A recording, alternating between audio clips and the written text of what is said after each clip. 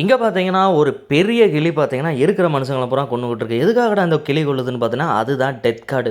எத்தன தண்டி கிளி நம்மளுக்குள்ள வந்திருக்கு அப்படின்னு சொல்லி பார்த்து அந்த கேர்ள் வந்து ரொம்ப பயப்படுறா. சரி இந்த கிளிய எப்படியா டிஸ்ட்ராக்ட் பண்ணி நம்ம உசுர காப்பாத்தி தப்பிச்சு பொழச்சிருவோம் அப்படின்னு சொல்லிட்டு, அந்த பொண்ணு பார்த்தீங்கன்னா, எப்படியோ அந்த கிளிய கரெக்ட் பண்ணி, அத அது இஷ்டத்துக்கு கொண்டு வந்து சரி கையடக்கமா அந்த கிளிய ஆக்கிட்டா. கொஞ்ச நேரத்தில பார்த்தீங்கன்னா, அந்த கிளி நல்லா குளிச்சுப்புட்டு பெருசாயிடுச்சு. அவ பயந்துட்டா. இத்தாதண்டி கிளியா? இத்தாதண்டி கிளிய வச்சு நம்ம என்ன பண்றது? அப்படின்னு யோசிச்சுட்டு இருக்கப்போ, குறுக்க பார்த்தீங்கன்னா அவங்க அம்மாகாரி அதை பார்க்க வேண்டியதாக நேராக போச்சு. ஆமாங்க, அவங்க அம்மா பார்த்துட்டு என்னது இவ்வளோ பெருசாக இருக்குது அப்படின்னு சொல்லி பயந்துட்டா.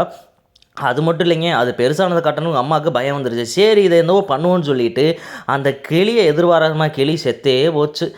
நீங்கள் எந்த கிளியை யோசிக்கிறீங்க? நான் பறக்கிற கிளியை தாங்க சொல்கிறேன். கிளி செத்ததுக்கப்புறம் அவர் சும்மா விட்டாலா?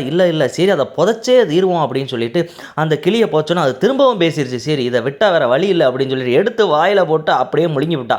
முழுங்கலோட மட்டும் இல்லைனா அவங்க மக கூட பேசிக்கிட்டு இருக்கா இப்படியே ஒன்றா நடக்குதுன்னு. இதில் இருக்கிற முக்கியமான மேட்ரு என்னென்னா, அந்த டெத் கிளி எல்லாரோட உயிரையும் எடுக்கிறது தான் அதோட வேலை. கடைசியில் உலகத்தில் யாருமே சாகலைங்க. எல்லாரும் உயிரோட சாக முடியாமல் பெருசுலேருந்து சிறுசு வரைக்கும் எல்லாம் சுற்றிக்கிட்டு இருக்கு.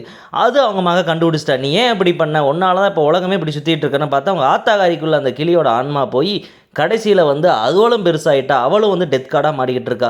சரி இதுக்கு என்ன தான் வழி அப்படின்னு சொல்லிட்டு ஃபைனலாக அவன் மக காலிலே விழுந்துருவோம் அப்படின்னு சொல்கிறப்ப மக வந்து கொஞ்சம் கொஞ்சமாக அவளுக்கு கைட் பண்ணி, நீ தான் டெத் கார்டு, அவளை நீ சாப்பிட்ட, இப்போ நீ தான் இருக்கிற மக்களோடலாம் உயிர் எடுக்கணும், உனக்கு தான் அந்த பொறுப்பு வந்திருக்கு அப்படின்னு சொல்லுவாள். சரி என்ன பண்ணலான்னு பார்த்துட்டு அவள் ஒவ்வொரு ஆளாக போவாள். சரி நம்மளோட டியூட்டியை நம்ம கரெக்டாக பண்ணுவோம், இனிமேலாவது கரெக்டாக இருப்போம்னு அந்த ஆத்தாக்காரி என்ன பண்ணுறா, போய் ஒவ்வொரு உயிராக எடுக்கிறது எப்படின்னு கைட் பண்ணுறா. அவள் கேட்க கேட்க பெருசுலேருந்து சிறுசு வரைக்கும் ஒவ்வொரு உயிராக பிரச்சனை இருக்குங்க உயிரை அவள் எடுத்துக்கிட்டே இருக்காங்க. இதுதான் இந்த மூவியோட கதை. ஸோ எடுத்துக்கிட்டே இருக்கிற பட்சத்தில் என்ன பண்ணுறதுன்னு தெரியாமல் ஒவ்வொரு ஆளாக போட்டு தள்ளிக்கிட்டு இருக்கா.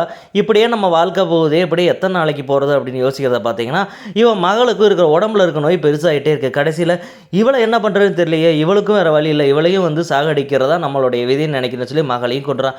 கடைசியில் அந்த கிளியும் செத்தே போச்சுங்க.